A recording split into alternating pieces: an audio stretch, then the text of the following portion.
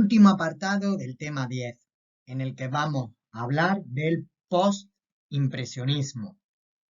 Mirad, como os dije, la pintura impresionista supone una ruptura de la tradición pictórica y convulsionará el mundo artístico.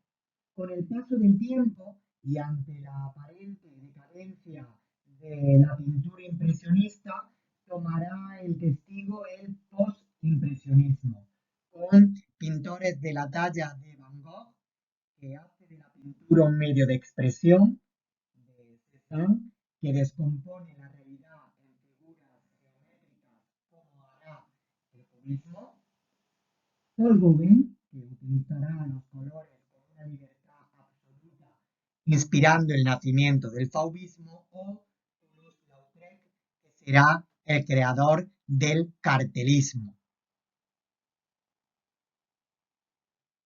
En definitiva, el postimpresionismo asentará las bases de la pintura del siglo XX. Con respecto a las características de la pintura postimpresionista, lo primero que debemos de tener muy claro es que cronológicamente va desde el año 1886, es decir, el último año en el que se reúnen en una exposición los pintores impresionistas, hasta el año 1907, fecha en la que Picasso realiza Las señoritas de Aviñón y por lo tanto da comienzo la estética cubista. Señalar que en el impresionismo, en primer lugar, tenemos que tener muy claro que se encuentran una serie de actitudes y tendencias que, aunque ligadas a las novedades impresionistas, constituirán el pórtico del arte del siglo XX. Por otro lado, tenemos que decir que durante el posimpresionismo el color se va a hacer muy representativo y subjetivo, ya que los pintores representan el color que ven a través de su alma, que ven a través de sus sentimientos. Además, durante la pintura post-impresionista aparece un nuevo perfil del artista, aparece el genio individual con una personalidad muy particular, una personalidad muy creativa que hará que en sus obras se refleje su temperamento, su carácter, su psicología, mediante un trazo muy particular, un color muy personalizado y en donde se van a intentar recuperar la forma y la estructura del pasado, pero con una nueva visión. Deciros que estos pintores van a buscar lo primitivo, van a buscar los orígenes del arte, lo que provocará que muchos de ellos abandonen París, si bien París seguirá siendo el centro, la capital del arte. Señalar, por otro lado, que la realidad va a ser vista por los pintores post-impresionistas desde un punto de vista muy particular del genio creador. Señalaros básicamente que estos que aparecen aquí en pantalla son los pintores postimpresionistas más importantes y, si os parece, en la siguiente diapositiva voy a dar cuenta de cada uno de ellos con sus principales características. En primer lugar, nos encontramos con Paul Cézanne, un pintor incomprendido, ignorado y poco valorado en su época. En primer lugar, lo primero que tenemos que decir es que su pintura realmente es más intelectual y elaborada y por lo tanto menos inmediata que la pintura impresionista. Por otro lado, indicaros que Gauguin va a mostrar un gusto por las formas geométricas en las que se descomponen todos sus elementos. Por supuesto, Gauguin también mostrará una tendencia hacia la pincelada ancha y, por supuesto, a una pincelada cuadrada. También está muy interesado por la elaboración y el análisis de la obra en el taller del artista. Por todo lo dicho, Cézanne es un claro precedente del cubismo. Por otro lado, tenemos que hablar de Gauguin. Decir que, por un lado, se caracterizó por el uso de colores puros. Así pues, tenemos que decir que también su obra se caracteriza por la búsqueda del primitivismo. De hecho, Gauguin es un claro precedente del arte naif. Además, se caracterizó por la simplicidad de los temas, así pues, así también podemos decir que las masas cromáticas se encuentran encerradas en perfiles bien ceñidos. ¿Qué quiere decir esto? Pues que Gauguin pone de manifiesto en su obra la importancia que da al color, un elemento que utiliza arbitrariamente en amplias zonas claramente delimitadas por la línea, sin necesidad de atenerse a las normas que impone la realidad ni interesarse por los problemas derivados por la perspectiva. Precisamente esta característica será el rasgo esencial del fauvismo, corriente pictórica que aparecerá poco tiempo después. En definitiva, la obra de Gauguin ha de ser interpretada como un canto al color y una exaltación de lo primitivo, que durante el siglo XX experimentará una creciente revitalización. Pero sin lugar a dudas, el pintor más popular del grupo es Vincent van Gogh. En primer lugar, se caracteriza por el empleo de colores puros, especialmente el amarillo y el azul, y su pintura muestra una gran carga emotiva, fruto de su conflictiva personalidad y su espíritu atormentado. Por otro lado, su pintura se caracteriza por una pincelada cursiva, o sea, por una pincelada corta y vigorosa en forma de coma. Y es que los contornos se nos presentan temblorosos, con amplias áreas de colores planos que nos remiten a las estampas japonesas.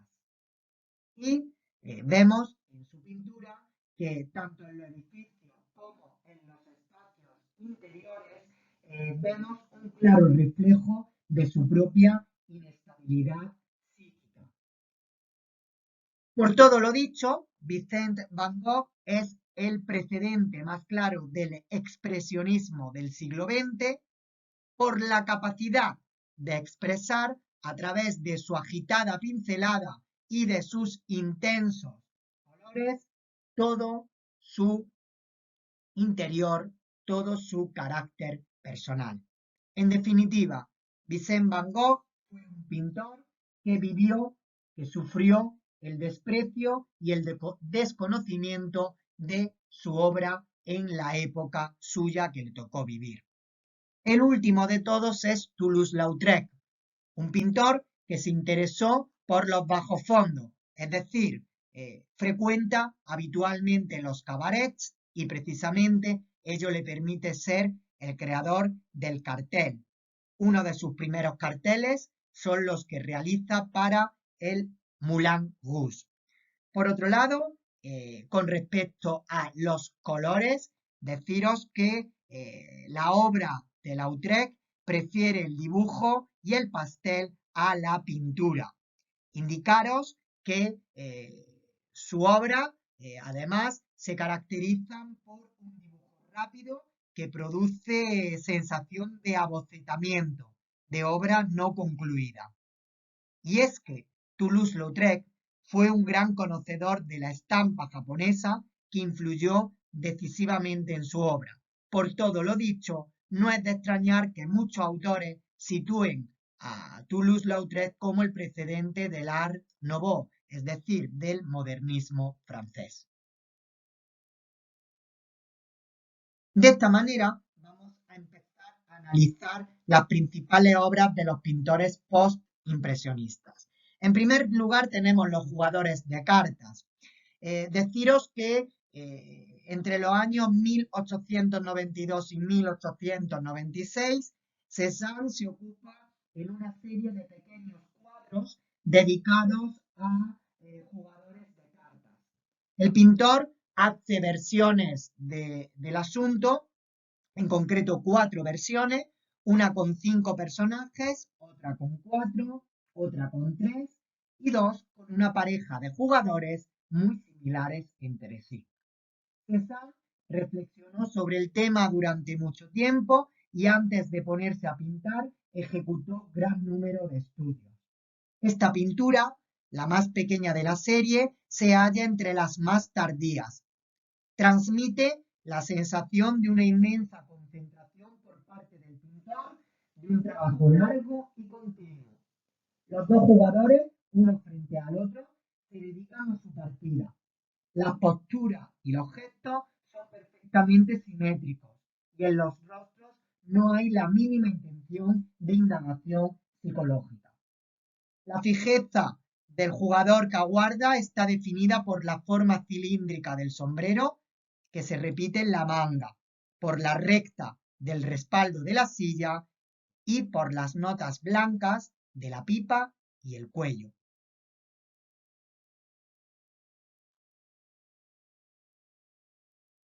Las bañistas es una obra realizada tras una prolongada elaboración. Se trata del cuadro más imponente de la serie de bañistas de Cézanne. En la última época de su actividad artística, el pintor vuelve al tema con nueva insistencia, llegando a efectos de extraordinaria monumentalidad y fuerza expresiva. En un paisaje amplio, inmerso en un luz azul cielo, Cézanne dispone con cuidado sus figuras con el fin de obtener de ellas una máxima expresividad. El cuerpo femenino se adecúa al movimiento de los árboles, se contorsiona, se acurruca, no siendo ya mujeres provocativas, sino afables maniquíes que el pintor dispone sobre el lienzo para aclarar las relaciones espaciales. Al otro lado de las dos impotentes bambalinas arbóreas que encierran como un abrazo las figuras reunidas en la orilla, se abre la lámina de agua. Desde allí, la mirada puede alejarse hacia la otra orilla, hacia la línea del horizonte, e imaginar con Cézanne un mundo sin tiempo, un mundo hecho de armonías. De esta naturaleza muerta parece emanar toda la alegría del pintor por la abundancia y la profusión de las cosas coloreadas. El espacio es vistosamente invadido por el tapiz oriental del dibujo geométrico, sobre el que Cézanne extiende su habitual mantel blanco, de esquinas sesgadas.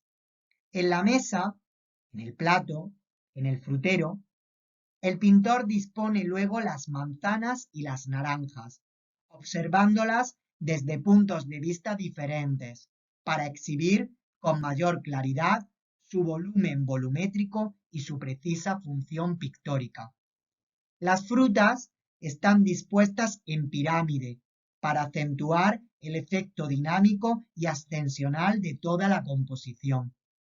El cuadro parece organizado en todas sus partes con precisión geométrica y brilla merced al intenso cromatismo de las frutas, verdadera sinfonía de amarillos, anaranjados, rojos, que repiten sus vibrantes valores incluso en las flores que adornan el tapiz. El macizo calcáreo de la montaña, con su característica cima descentrada hacia la derecha, domina majestuosa e imponente el valle cercano a Aix-en-Provence. Su enigmática belleza había cautivado a Cézanne, que trabajará incansablemente en este motivo durante nada menos que 20 años, realizando un buen número de dibujos, acuarelas y óleos. Cuando en 1901 adquiere la propiedad de Laubes, al norte de Aix en Provence, e instala allí su estudio, es la Sainte Victoria la que ve desde la terraza. Entre 1902 y 1906, la montaña es una presencia constante, casi obsesiva, en su producción. La observa largo rato y la pinta con entusiasmo, tratando de descifrar en sus formas, en las vibraciones cromáticas que emana, el sentido profundo de la naturaleza. Con el color lleva a cabo su atrevido proceso de sintetización de las formas, que lo lleva a un paso de la abstracción. Expresa la naturaleza por medio de manchas de color, y es que este mosaico cromático está ejecutado con unas pocas tonalidades terrosas y verdosas, aplicadas con esmero y meticulosa atención.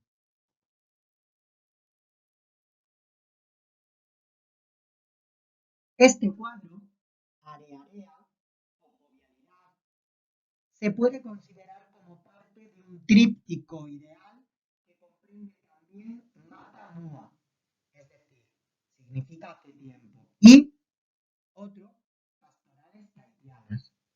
En el fondo de la escena se ve a varias danzarinas de Tamuré delante de Iná, la diosa de la luna.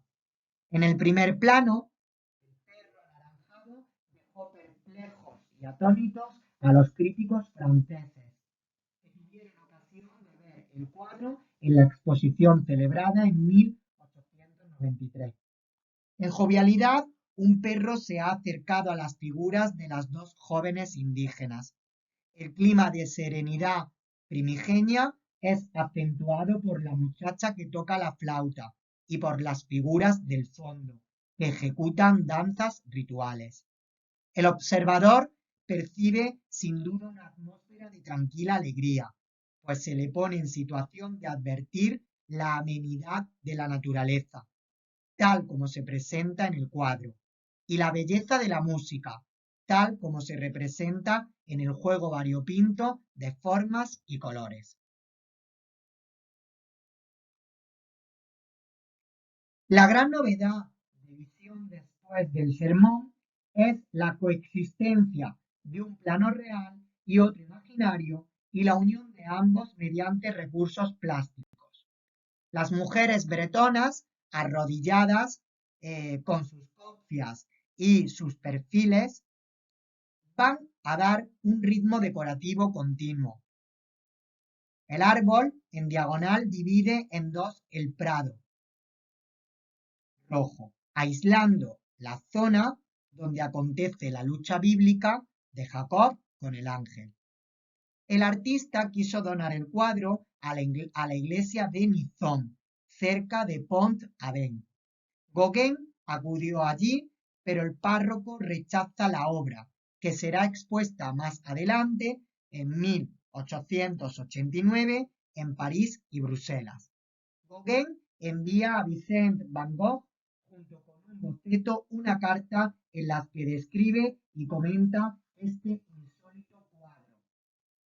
El tema del sermón, la lucha de Jacob con el ángel, se halla entre los asuntos preferidos por los artistas de la generación y los gustos de Gauguin. Lo había tratado de la Croix en un célebre fresco en la iglesia de Saint-Sulpice.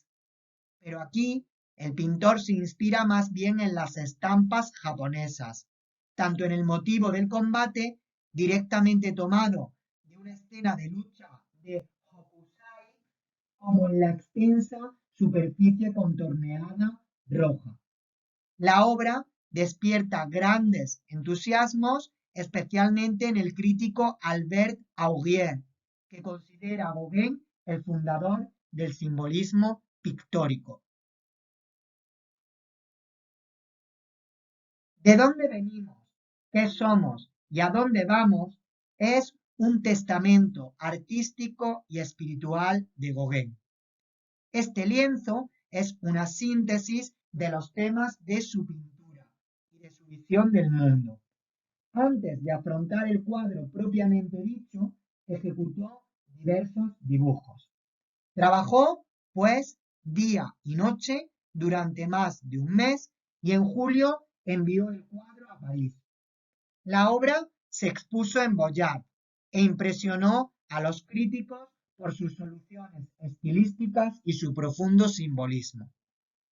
La obra se puede interpretar como una metáfora de la vida, desde la infancia hasta la vejez, pero también como una meditación sobre su sentido, una contraposición entre naturaleza y razón, representada por las dos mujeres en actitud pensativa. Las figuras se disponen en el paisaje con un ritmo que recuerda a los frisos antiguos y los grandes ciclos de frescos de los palacios renacentistas. Gauguin la toma de obras anteriores suyas, pero les confiere un significado diferente. Se han dado distintas interpretaciones a la presencia del ídolo azul y de los animales, en especial al extraño pájaro blanco con una lagartija entre las patas y que significa la vanidad de las palabras. La figura de la vieja de la izquierda está tomada de la Eva bretona de 1889.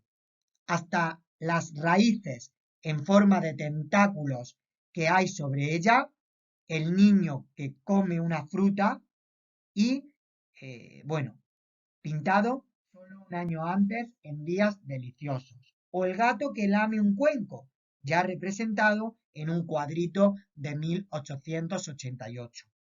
En cuanto a la figura central, es una versión alegórica del desnudo masculino con los brazos levantados de una de sus primeras pinturas tahitianas, concretamente El hombre con hacha.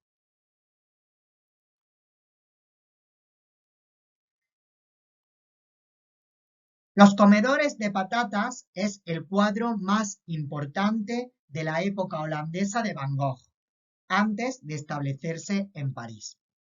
Aunque luego su estilo cambia notablemente con la adopción de una paleta clara y luminosa y unas composiciones menos elaboradas, para Vicent siguió siendo una de sus obras maestras. De hecho, en 1887 escribió a su hermana Will, donde le decía que esta obra era de lo mejor que había pintado. Y todavía, en 1890, retomó el motivo de los campesinos en algunos dibujos ejecutados en Saint-Remy.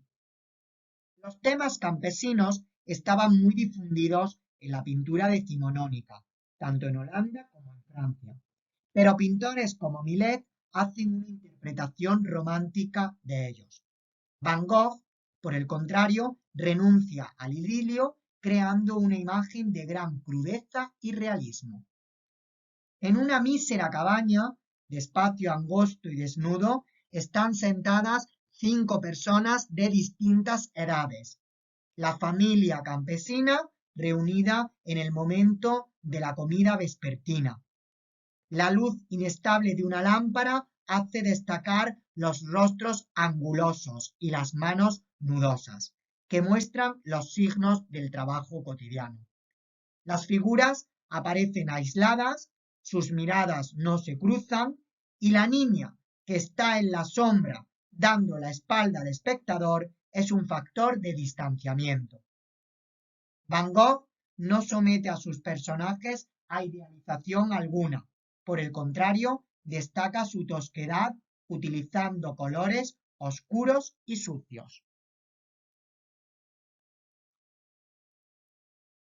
Con la idea de reproducir en el estudio algo que no tenía delante de la vista, Van Gogh ideó un sistema tan extravagante como ingenioso. Fijó velas encendidas en su sombrero y pintó así la primera vista nocturna al aire libre de la historia. El resultado es cualquier cosa menos realista. En Noche estrellada, la poderosa imaginación de Vicent transformó la vista nocturna en una especie de acontecimiento cósmico. El cielo parece iluminado por multitud de cometas que giran vertiginosamente, creando una serie de remolinos de luz, mientras que el pueblo de Arles queda sumergido en una atmósfera sobrenatural. El cuadro, vigoroso y vibrante, está cuidadosamente construido. La línea diagonal de las montañas, subrayada por una serie de ondulaciones amarillas, hace que parezca una auténtica vía láctea que ha descendido sobre el horizonte. Todo ello cruza el lienzo a lo largo. Las pinceladas redondas o en espiral que forman los astros reaparecen en los árboles diseminados entre las casas, mientras que el largo tejado en punta del campanario rima con la forma del solitario ciprés, cuya silueta oscura, viva, cierra la escena en primer plano. Vicent se sentía fascinado especialmente por estos árboles y se sorprendía de que no estuvieran hechos como él los veía. Van Gogh realizó diferentes versiones de este célebre cuadro que representa su habitación en la Casa Amarilla en Arles. El cuadro, quizá aún más que muchos autorretratos, nos introduce en la dimensión privada del artista. Este se caracteriza por un uso subjetivo de los colores que tenía un significado simbólico. Toma como modelo para esta pintura las estampas japonesas y, al contrario que la mayoría de los cuadros, Vicent escogió tonos tenues y el acorde principal de ocre y azul tiene sin duda un efecto tranquilizador sobre el observador. El espacio, abierto a nuestra mirada, parece acogernos, invitando al silencio y al recogimiento. Todos los objetos, las sillas, la mesita, los cuadros de las paredes, se dirigen hacia el interior, dando la idea de un ambiente proyectado, mientras la ventana cerrada al fondo y las dos puertas de los lados eliminan cualquier riesgo de claustrofobia perceptiva. Incluso el color está aplicado con una factura lisa, sin recurrir a las pinceladas espesas y pastosas ni a los toques breves y enérgicos tan característicos de su arte. Vicent, en suma, ha representado una isla feliz, el ideal doméstico, ordenado y armonioso que respondía quizá a sus deseos, pero no desde luego a sus inclinaciones. Los pocos objetos personales, los cuadros, la servilleta colgada, el cobertor rojo, el jarro sobre la mesa, contribuyen a dar a la estancia el aspecto de un lugar al que presta carácter su habitante, una morada llena de paz que el pintor raras veces encontró en su vida. Van Gogh pintó gran número de autorretratos en el curso de su breve trayectoria artística, dejando una serie de imágenes de extraordinaria penetración psicológica. Su continuo recurso a sí mismo como modelo obedecía muchas veces a una razón práctica, la falta de personas dispuestas a posar para él, circunstancia que lo afligía y que a menudo lamentaba, dado que tenía el retrato por el género principal de la pintura. Durante la permanencia en Saint-Rémy, meses en los cuales, tras uno de sus peores ataques de delirio, siguió pintando exclusivamente en el interior del manicomio, donde nacieron 6 autorretratos. El que tenemos delante, el conocido como Parisiense, es uno de los más intensos. El artista se representa de 3/4, vestido de manera insólitamente cuidada y elegante. El cabello está peinado hacia atrás, dejando al descubierto la frente.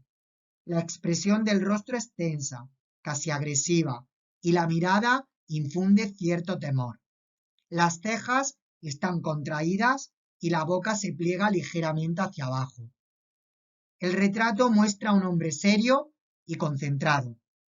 La ejecución material de la pintura realza el componente psicológico.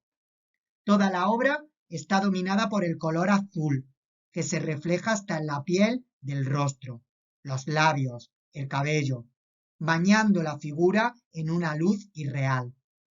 La utilización del color con una función simbólica y el recurso a una pincelada sensitiva alcanzan un extremo en este lienzo. La chaqueta está pintada con signos ondulantes que excavan la forma y son llevados a la máxima potencia en el fondo. El fondo, completamente abstracto, está compuesto no solo por ondas, sino también por espirales y remolinos de color, de un fortísimo impacto psíquico. Transmiten una idea de permanente cólera interior y de continua angustia, y hacen de este lienzo una de las imágenes que el artista ha producido de una manera más dramática. El cuadro, expuesto en el Salón de los Independientes de 1890, muestra el salón central del Moulin Rouge, animado por la danza de la Goulet y de Valentin Le Dessoucet. La exhibición de los dos bailarines atrae al local a un amplio público y es presentada aquí como una especie de enseña publicitaria.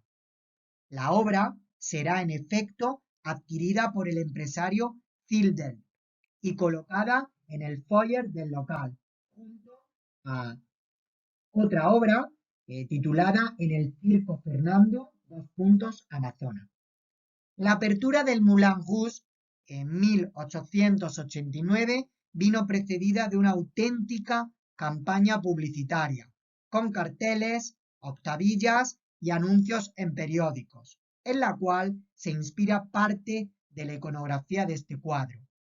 La novedad de la obra de Lautrec radica en su gran libertad compositiva y en la aparente inmediatez de la pintura, que invitan al espectador a entrar en el cuadro, a sentirse espectadores, haciendo de marco a esa escena la vida nocturna junto con los agudos vividores con sombrero de copa que hacen corro en torno a los dos bailarines. Los personajes retratados son amigos del pintor, Barney, Sescau, Guibert y Gauchi. Un cuadro donde la danza despierta en Lautrec, así como en el público burgués, una curiosidad que le lleva a representarla en este cuadro.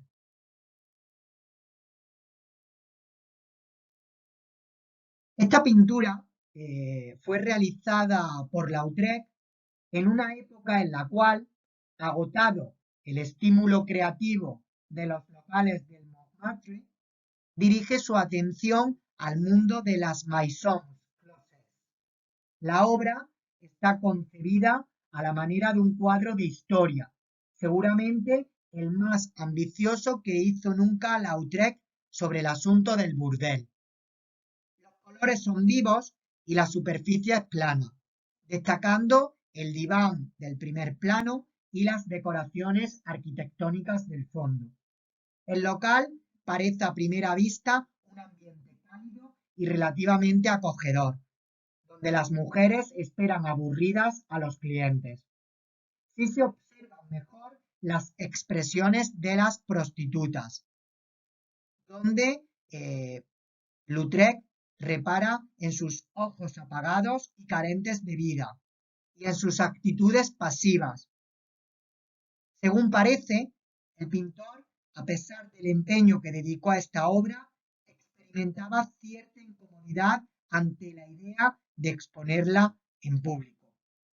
En su muestra individual de 1896 expone separadamente las pinturas ambientadas en las casas cerradas y custodia la llave de las salas, que enseña solo a poquísimos invitados, negándose a dejar entrar a quienes no consideraba dignos. Por lo tanto, los marchantes no tuvieron acceso a ellas y Lautrec siempre respondía con que no había nada a la venta, según cuenta el historiador Joyant. Por lo tanto, acabamos esta parte del tema de la pintura postimpresionista, por lo tanto cerramos el tema 10. Simplemente tenéis que hacer el comentario de estas dos obras, La noche estrellada de Van Gogh y Los jugadores de cartas de Cézanne.